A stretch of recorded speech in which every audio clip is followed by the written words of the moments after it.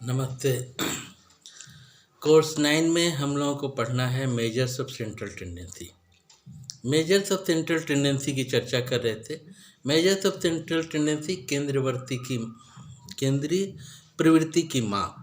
Okay, केंद्रीय प्रवृत्ति किसी मध्य बिंदु को ही मानते हैं केंद्र, और उसी के आधार पर उसके क्या निष्कर्ष निकालते हैं कि क्या हमारा उसका निष्कर्ष होगा। केंद्र से ही हमें बहुत कुछ पूर्वानुमान लग जाता है।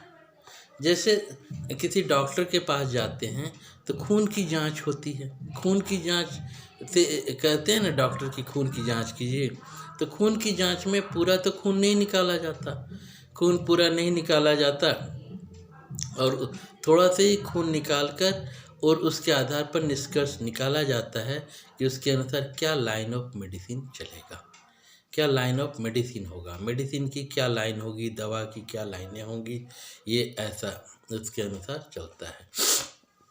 इसी तरह हम लोगों को कोर्स 9 में बीएड के द्वितीय वर्ष में पढ़ना है माध्य, माध्यिका और बहुलक। ठीक है, माध्य को हम लोग समानांतर माध्य भी कहते हैं, औसत भी कहते हैं, अरिथमेटिक एवरेज, और औसत के ही औसत निकालते हैं। किसी कक्षा में अगर 50 स्टूडेंट हैं, 50 विद्यार्थी पढ़ रहे हैं और शिक्षक पढ़ा रहे हैं, तो कोई ज़रूरी नहीं कि 50 विद्यार्थी समझ रहे हों। अगर उसमें से 15-20, अगर 30 भी समझ गए, 35-40 भी समझ गए, 60% 70% से ज़्यादा समझ गए, तो समझा जाता है कि क्लास सफल है, क्लास में पढ़ाई हो रही है, समझ रहे हैं। तो माध्य की चर्चा हम लोग करते हैं। माध्य जो पढ़ना है, मध्यमान को अंगनितीय औसत माध्य या ये कहते हैं। और घरों में भी महिलाएं जब चावल बनाती हैं, चावल पकाती हैं, भात पकाती हैं, तो अंत में जब खौलने लगता है तो 2-3 दाना निकाल कर ही देख लेती हैं कि वो सही है या गलत है, चावल पका है या नहीं पका है।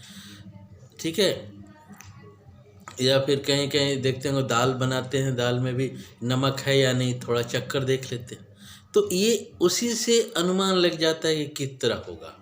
लेकिन तो केंद्रीय प्रवृत्ति की माप में जो संक्षिप्त से पूरे समग्रता का, पूरे होल का जिस विश्लेषण किया जाता है, उसे केंद्रीय प्रवृत्ति की माप कहते हैं। केंद्रीय प्रवृत्ति किसी समूह की संपूर्ण योग्यता को समझने के लिए केंद्रीय प्रवृत्ति की ज्ञात की जाती है। किसी समूह के प्राप्तांकों का औसत भी ज्ञात करना हो तो इससे ज्ञात किया जाता है। किसी 2 या 2 से अधिक समूह में तुलनात्मक अध्ययन करना हो तो इसका ज्ञात किया जाता है। साथ ही तुलनात्मक अध्ययन में भी किया जाता है, और किसी समूह के छात्र के प्राप्तांकों की तुलना करने में, शोध में भी इसका महत्व है। शोध में भी इसका ज्ञात करते हैं कि क्या इसका प्रभाव पड़ रहा है। तो हमें जो कोर्स 9 में पढ़ना है, माध्य में महत्वपूर्ण बिंदु, छोटी छोटी बिंदुओं पर ध्यान देना है। पहला, जैसे चर मान क्या, एक्स बिंदु, और फिर आवृत्ति। चर को इंग्लिश में वेरिएबल कहते हैं, जो वेरी करता है, जो स्थिर नहीं रहता। एक स्थिर होता है उसे फिक्स्ड कहेंगे, और जो वेरिएबल कहता है उसे चर, जिसमें परिवर्तन संभव होता है, परिवर्तन होता रहता है, उसे चर मान कहते हैं। जिस प्रकार रेंट, किराया क्या है, किराया फिक्स्ड रहता है, ये किराया फिक्स्ड होता है। आप घर में रहें या ना रहें, आप किराया देते हैं। रहेंगे तो भी देंगे, अगर घर में ताला बंद करके चले जाएं, अन्यत्र चले जाएं 1 महीना, 2 महीना, 3 महीना, 4 महीना, फिर भी जब आएंगे मकान मालिक को तो पैसा देना पड़ेगा ना जी, कि नहीं दीजिएगा, पैसा तो देना पड़ेगा। तो वो एक स्थिर, वो फिक्स मान है, वो स्थिर मान है, वो फिक्स्ड मान है, वो आपको देना ही पड़ेगा। तो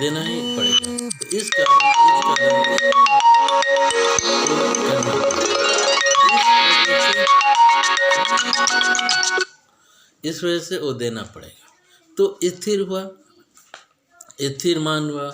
इसके पश्चात चर मान और ये स्थिर मान हुआ कि जिसमें स्थिरता होती है। भूमि, लैंड क्या है? फिक्स्ड है। हाँ, लेकिन यहाँ हमें चर्चा करना है चर मान की। चर क्या है? चर मान की चर्चा जब करेंगे भैरी, जैसे फ्यूल कंजम्पशन, जो हम पेट्रोल डीजल की खपत करते हैं, पेट्रोल या डीजल की जो खपत होती है वो भैरी करता है। आप सभी के घरों में, परिवारों में दूध आता होगा। दूध एक पौष्टिक भोजन है और एक आवश्यक है। दूध एक कहा जाता है संपूर्ण भोजन है। तो दूध जितनी आवश्यकता होती है उतना ही उपयोग करते हैं, तो ये चर मानों में आएगा। ये वेरिएबल ये वैरी करता है, जितनी आवश्यकता है उतना ही लिए। हो सकता है किसी दिन मन नहीं है तो आज नहीं लिए। तो ये चर मानों में निर्भर करता है, वैरी करता है। तो ये चर हुआ। तो हम चर कहते एक्स, चर हुआ। इसके बाद एफ जो फ्रीक्वेंसी आवृत्ति, जो चर मान कितनी बार आता है, जैसे 1 2 चर मान 8 9 12 16 14। फिर फ्रीक्वेंसी में देखते हैं वो कितनी बार आता है। वो एक बार आता है, 2 बार आता है, 3 बार आता है। वो आवृत्ति के अनुसार वो कितनी बार उसमें आता है, इसकी चर्चा देखते हैं। इसके बाद इसके कैलकुलेशन करते हैं F into x. X denotes two variable चर, एफ डिनोट्स टू फ्रीक्वेंसी आवृत्ति। तो आवृत्ति गुने चर, आवृत्ति भी कह सकते हैं या फिर बारंबारता कहते हैं। बारंबारता या आवृत्ति, इनको गुना करते हैं, जो हमें प्राप्त होता है वो एफ एक्स कहलाता है। तो समेसन एफ एक्स और समेसन एफ। तो जो माध्य ज्ञात करने का सूत्र है वो है summation f x by summation F. या सिंपल में पहले अगर करना होता है तो हम समेसन एक्स बाई एन कहते हैं। एक्स मतलब चर या पदों का योग बटा एन संख्या, पदों की संख्या। जैसे x1 plus x2 plus x2 plus x3 plus dot dot dot plus xn by n. Okay, तो और x equal to summation x by n, where summation x equal to x1 plus x2 plus x3 plus dot dot dot plus xn। So summation x equal to x1 plus x2 plus x3 plus dot dot dot plus xn by n। तो ये summation तो और x bar equal to summation x by n। माध्य को सूचित करते हैं summation x by n से, है ना। तो x bar equal to summation x by n, जहाँ x बार माध्य हुआ, समेशन x पदों का योग हुआ और n पदों की संख्या हुई। समेशन x पदों की संख्या हुई, होगी ना। तो ये हुआ। अब हम माध्य की, अब मान लीजिए हमें एक उदाहरण के तौर पर एक प्रश्न है, एक आंकड़ा है 10 12 14 16 और 18। 10 12 14 16 और 18 का हमें माध्य ज्ञात करना है। क्या होगा? इसका माध्य कैसे ज्ञात करेंगे? 10 12 14 16 और 18 का। तो इसको या तो जोड़ दें, 10 प्लस 12 प्लस 14 प्लस 16 प्लस 18 बटा 5, है ना। क्योंकि चरों की संख्या, पदों की संख्या कितनी है? 5 है। तो 10 और 12 को हम जोड़ते हैं तो 22, 22 और 14 जोड़ते हैं तो 36, 36 और 16 जोड़ते हैं तो 52, 52 और 18 जोड़ते हैं तो 70।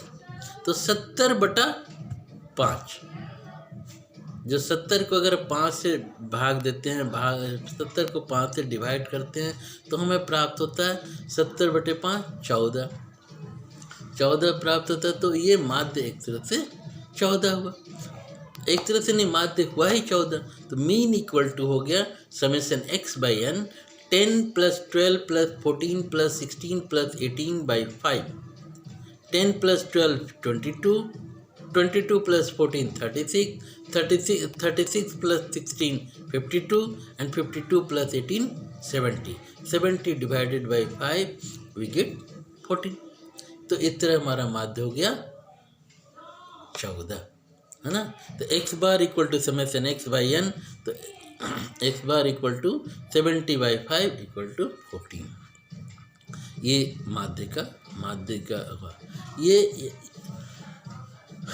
फॉर्मूला है। और भी एक विधि है, इसको अगर हम आरोही क्रम में सजा दें, आरोही क्रम असेंडिंग ऑर्डर में, या फिर अवरोही क्रम में सजा दें, डिसेंडिंग ऑर्डर।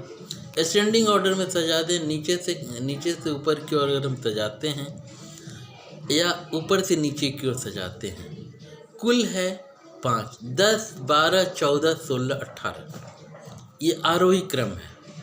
10, 12, 14, 16, 18 एक बढ़ते हुए क्रम में है। अगर ऊपर से हटा दें और नीचे से हटा दें, ऊपर से 10 और 12 को हटा देते हैं, नीचे से 16 और 18 को हटा देते हैं, तो हमें कितना प्राप्त होता है? हमें 14 प्राप्त होता है।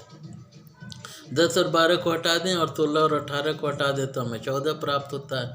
तो इस तरह से माध्य हमारा 14 हुआ। ये एक है। अगर हम अवरोही क्रम में लाते हैं, घटते हुए क्रम में, अभी हमने आरोही क्रम की चर्चा की, 10, 12, 14, 16, 18। अगर हम अवरोही क्रम में लाते हैं, बढ़ते से घटते हुए 18, 16, 14, 12, 10, तो उसमें भी हम देखते हैं 18 और 16 को हटा दें, नीचे से 10 और 12 और 10 को हटा दें तो हमें फिर भी 14 प्राप्त होता है। अतः हमारा आंसर 14 हुआ। ठीक है, ये एक फॉर्मूला हुआ x bar equal to summation x by n, जहाँ x बार माध्य हुआ, समेशन x पदों का योग हुआ, n इक्वल टू पदों की संख्या हो गई। अगला है, अगर बारंबारता दिया हो, अगर आवृत्ति दी हुई हो, अगर आवृत्ति दी हुई हो तब x bar equal to summation f x by n, x bar equal to summation f x by n, summation f x by summation f, okay, summation f x by summation f, जहाँ x bar equal to माध्य, summation f x आवृत्ति और चरों के मान का योग या आवृत्ति और मध्य बिंदु के गुणनफल का योग। जो आवृत्ति और चर मान है उसका जो गुना करते हैं, गुना करने के बाद जो गुणनफल आया उस सब का योग और बटा आवृत्तियों का योग, समेशन एफ बराबर आवृत्तियों का योग। इस तरह से हमें पूरा प्राप्त होता है x bar equal to summation f x by summation f, x bar equal to summation f x by summation f, जहाँ x बार बराबर माध्य, समेशन एफ एक्स बराबर आवृत्ति और चर मानों का गुणनफल का योग और समेशन एफ बराबर आवृत्तियों का योग। ठीक है, अब हम एक डाटा देते हैं। x और f दो हेड है, उसके नीचे लिखते हैं, x के नीचे लिखते हैं 3, 4, 5, 6, 7, 8, 9, ओके। x के नीचे लिखते हैं 3, 4, 5, 6, 7, 8, 9 और आवृत्ति f के नीचे लिखते हैं 3, 6, 4, 3, 5, 2, 3, 2, 1, 2, ओके। फिर से मैं रिवीजन कर देता हूँ, क्वेश्चन बताता हूँ। x के नीचे लिखते हैं 3, 4, 5, 6, 7, 8, 9, जबकि f के नीचे लिखते हैं 3, 5, 2, 3, 2, 1, 2, ठीक है। तो ये आवृत्ति हुई, ये बारंबारता हुई, आवृत्ति हुई f और x हो गया।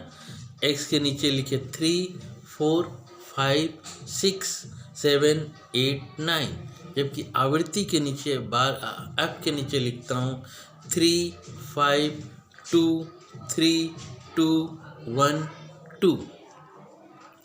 अब f इंटू एक्स मल्टीप्लाई करते हैं, कितना होगा 3 इंटू 3, तीसरा हेड है एफ एक्स, पहला हेड x, दूसरा हेड f, तीसरा हेड एफ एक्स। पहला हेड x के नीचे लिखा 3, 4, 5, 6, 7, 8, 9, जबकि f के नीचे लिखा 3, 5, 2, 3, 2, 1, 2, जबकि एफ एक्स में क्या करेंगे, एक्स और एफ को मल्टीप्लाई कर देंगे, एफ और एक्स को मल्टीप्लाई करेंगे। इसको मल्टीप्लाई करने के पश्चात हम पहले एफ एक्स में आते हैं। 3 इंटू 3 9, 4 इंटू 5 20, 5 इंटू 2 10, 6 इंटू 3 18 और 7 इंटू 2 14, 4 इंटू 2 8 और ये 9 इंटू 2 18। ठीक है। अब जो एफ एक्स हमारा आया, एफ एक्स आया 9 9 20 10 18 14 8 18। ओके, 9 20 10 18 14 8 18। इन सब को जोड़ने पर समेशन एफ एक्स हमें मिलता है 97। ठीक है, समेशन एफ एक्स हो गया 97, summation f x equal to 97 और समेशन एफ इक्वल टू 18।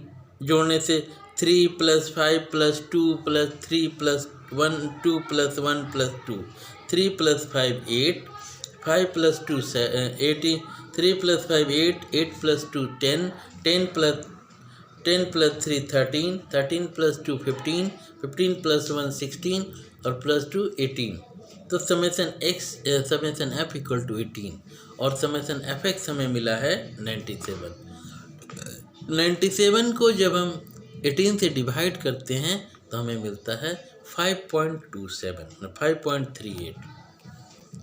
तो हमारा माध्य हो गया 5.38। क्लियर, ये हमारा माध्य का हो गया। ये अगला क्वेश्चन, जैसे मैंने बताया ये सिंगल सीरीज था, इसमें एक्स निकाला था, एफ था और एफ एक्स था, एक्स था एफ और एफ एक्स। अगला बताता हूँ। अगले के लिए माध्य निकालने की दो विधि है, एक डायरेक्ट मेथड है और एक शॉर्टकट मेथड है। डायरेक्ट मेथड में फॉर्मूला होता है summation f x by summation f, जबकि शॉर्टकट मेथड में x bar equal to a plus summation f d by summation f into i. जो डी होता है वो विचलन होता है, d equal to x minus a, ऐसे करके निकालते हैं। तो हम इसमें चर्चा करते हैं सी आई एफ मिड वैल्यू और एफ एक्स की। तो सी आई इसमें क्लास इंटरवल, जो क्लास इंटरवल होगा उसका मध्य बिंदु ज्ञात किया जाएगा। मध्य बिंदु ज्ञात करने के पश्चात मध्य बिंदु ज्ञात करेंगे, मध्य बिंदु ज्ञात करने के पश्चात वो उसकी वैल्यू एक्स होगी। मध्य बिंदु जो ज्ञात किया जाएगा उसकी वैल्यू एक्स होगी और एफ इंटू एक्स। तो डाटा लिखे, जिसका 4 हेड है, 4 हेड, एक है क्लास इंटरवल, एक एफ, एक मीड वैल्यू और फिर एक एफ इंटू एक्स। ठीक है, फिर से बता दूं, क्लास इंटरवल सी आई, इसमें एक लोअर लिमिट और एक अपर लिमिट होता है, निम्न सीमा और उच्च सीमा। फिर यही उच्च सीमा अगले वर्ग अंतराल में, अगले वर्ग में निम्न सीमा हो जाती है। जैसे 0 to 10, 0 निम्न सीमा है, 10 उच्च सीमा है। अगले में 10 to 20, तो इसका जो उच्च सीमा है 10, वो अगले में निम्न सीमा हो गया 10, उच्च सीमा हो गई 20। फिर 20 to 30, 20 to 30 में 20 लोअर लिमिट और 30 अपर लिमिट। तो इस तरह से ये निकालते हैं। 30 to 40, 40 to 50, 50 to 60, 60 to, एक की निम्न सीमा दूसरे की उच्च सीमा हो जाती है, दूसरे की उच्च सीमा अगले की निम्न सीमा हो जाती है। ये विधि है। तो ये अगर हम हेड देते हैं, class interval c i f और मिड वैल्यू और एफ इंटू एक्स, अगर हेड है 0 to 10, 10 to 20, right down 0 to 10, 10 to 20, 0 to 10, 10 to 20, 20 to 30, 30 to 40, 40 to 50, 50 to 60, 60 to 70, 70 to 80। ये क्लास इंटरवल है। 0 to 10, 0 to 10, 10 to 20, 20 to 30, 30 to 40, 40 to 50, 50 to 60, 60 to 70 and 70 to 80। मध्य बिंदु क्या होगा? 0 to 10 का 5, 10 to 20 का 15, 20 to 30। 0 to 10 का मध्य बिंदु क्या होगा? 5, 10 to 20 का मध्य बिंदु क्या होगा? 15, 20 to 30 का मध्य बिंदु क्या होगा? 25, 30 to 40 का मध्य बिंदु क्या होगा? 35, 40 to 50 का मध्य बिंदु क्या होगा? 45, 50 to 60 का मध्य बिंदु क्या होगा? 55, 60 to 70 का मध्य बिंदु क्या होगा? 65, और लास्ट 70 to 80 का मध्य बिंदु क्या होगा? 70 to 80 का मध्य बिंदु होगा 75। क्लियर? तो इस तरह हमें मध्य बिंदु जो मिला 5, 15, 25, 35, 45, 55, 65, 75। जैसे बता देता हूँ, मध्य बिंदु है 5, 15, 25, 35, 45, 55, 65, 75, ये मध्य बिंदु हुआ। अब आवृत्ति पर आते हैं। एफ क्या है? एफ है 2, 3, 2, 4, 2, 3, 2, 3। आवृत्ति एफ फ्रीक्वेंसी, फिर इसको रिवीजन कर देता हूँ।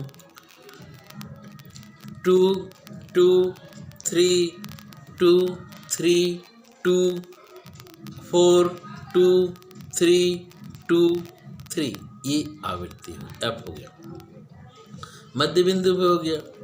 अब एफ इंटू एक्स, अब F into x complete question हुआ। 0 to 10, 10 to 20, 20 to 30, 30 to 40, 40 to 50, 50 to 60, 60 to 70, 70 to 80। Mead value जो एक्स हो गया 5, 5, 15, 25, 35, 45, 60, 55, 65, 75। एफ इंटू एक्स, और जो आवृत्ति एफ हुई, एफ हो गया 2, 3, 2, 4, 2, 3, 2, 3। अब F into x, 2 into 5, how much?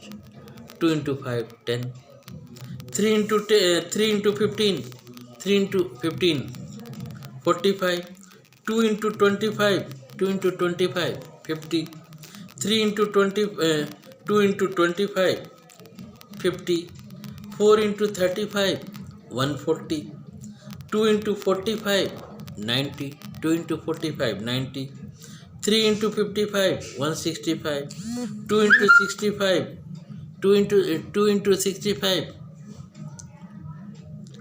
2 into 65, 130, and 3 into 75, 225। Okay, फिर से रिवीजन कर दूँ। 2 into 5, 10, 3 into 15, 45, 2 into 25, 50, 4 into 35, 140, 2 into 45, 90, 3 into 55, 3 into 55, 165,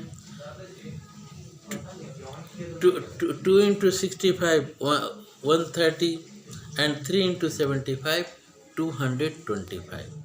इस तरह जो हमारा डाटा प्राप्त हुआ चारों हेडों की एक बार फिर से चर्चा कर दें। 4 हेड हैं। क्लास इंटरवल सी आई, मिड वैल्यू एक्स, एफ और एफ इंटू एक्स। ठीक है। Class interval 0 to 10, 10 to 20, 20 to 30, 30 to 40, 40 to 50, 50 to 60, 60 to 70, 70 to 80।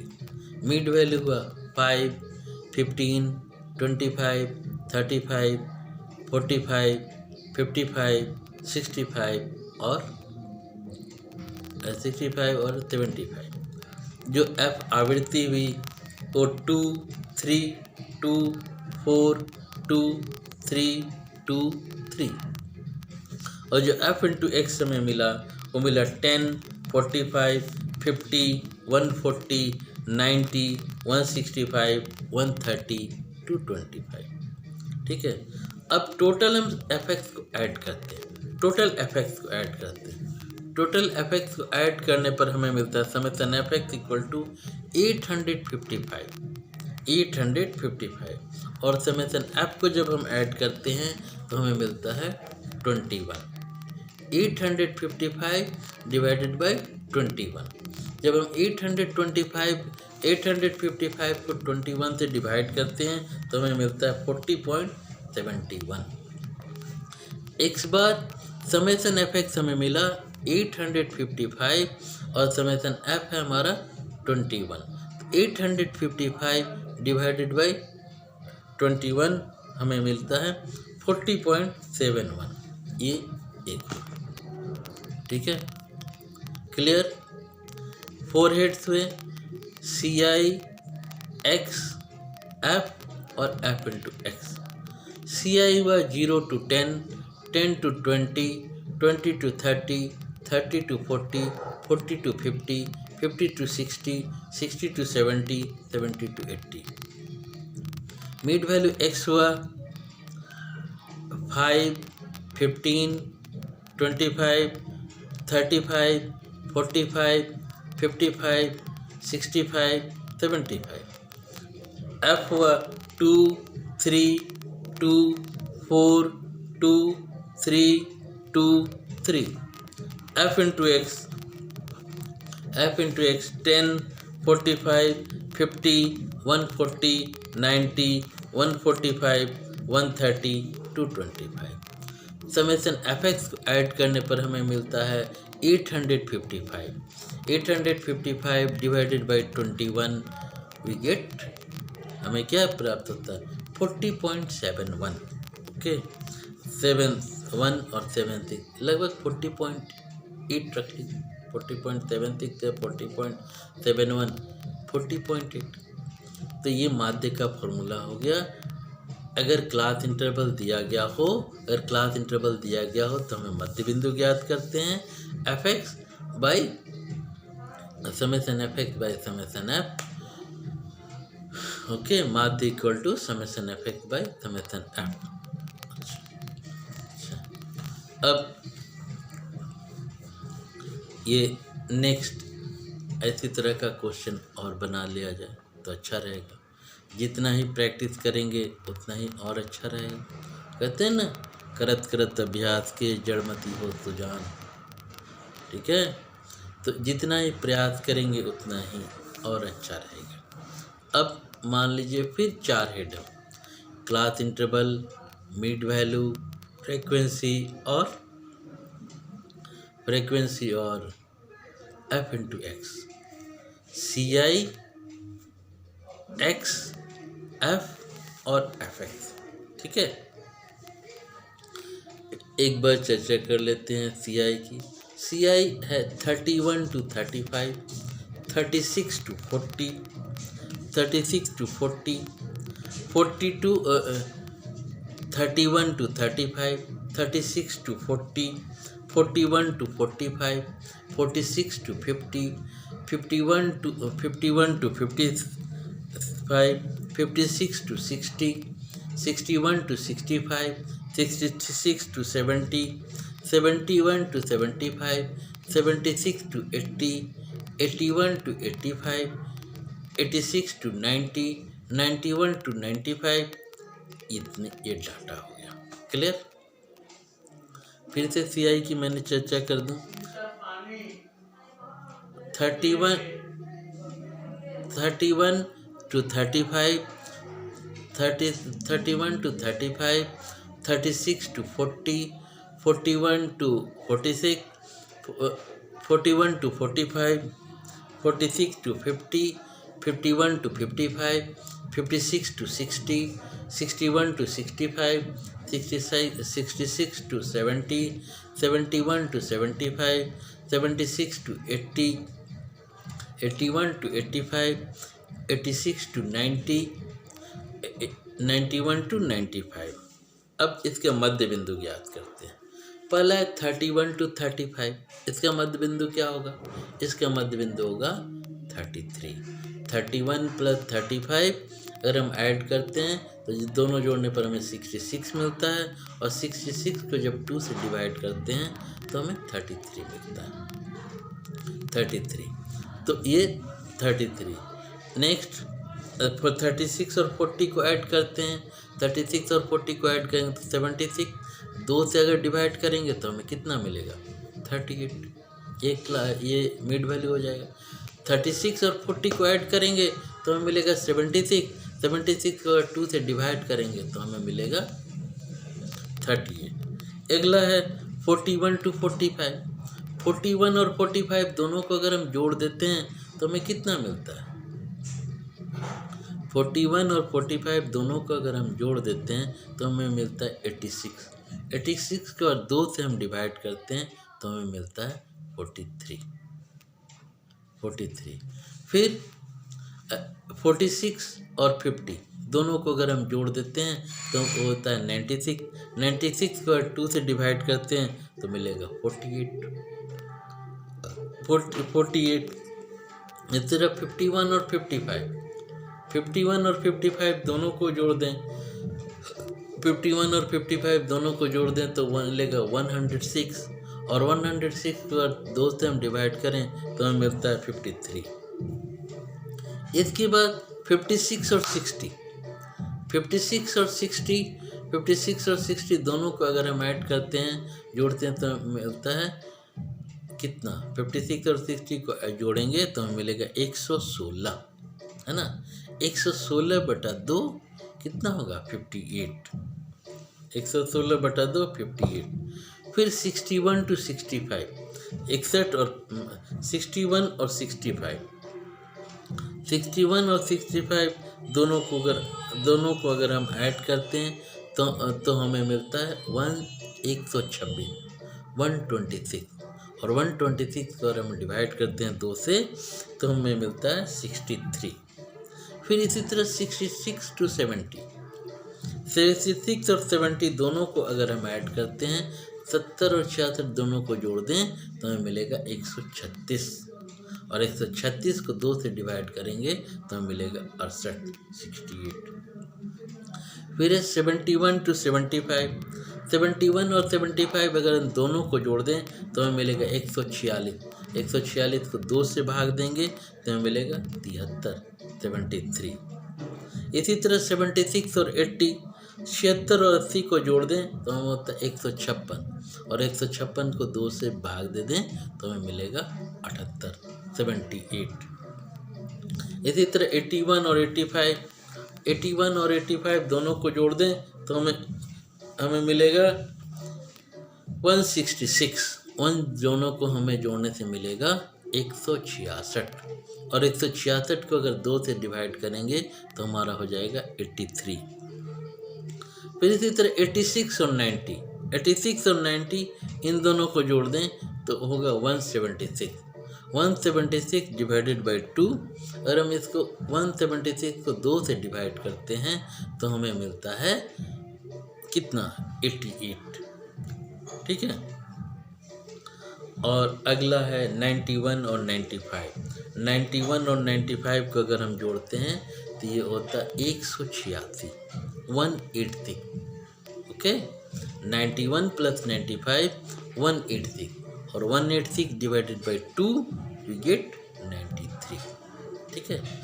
फिर से एक बार बता दूं, class interval 31 to 35, 36 to 40, 41 to 45, 46 to 50, 51 to 55, 56 to 60, 61 to 65, 66 to 70, 71 to 75, 76 to 80, 81 to 85, 86 to 90, 91 to 95।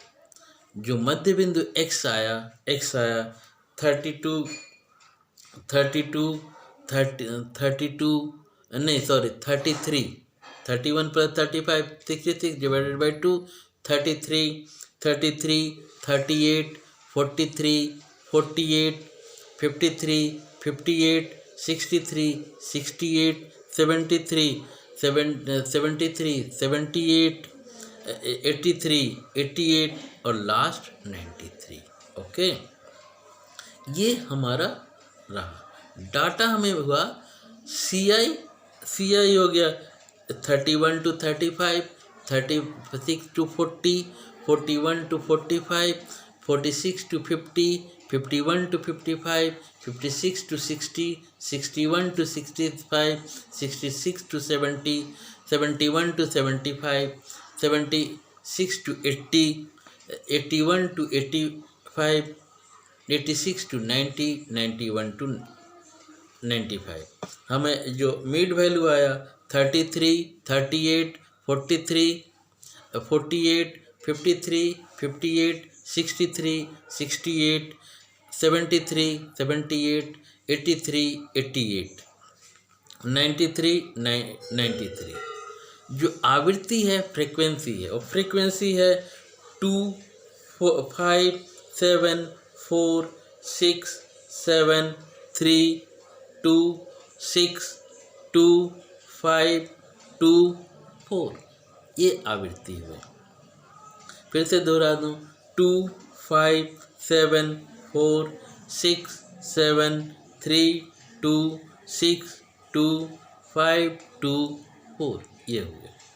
अब मल्टीप्लाई करना है एफ इंटू एक्स मल्टीप्लाई करना है।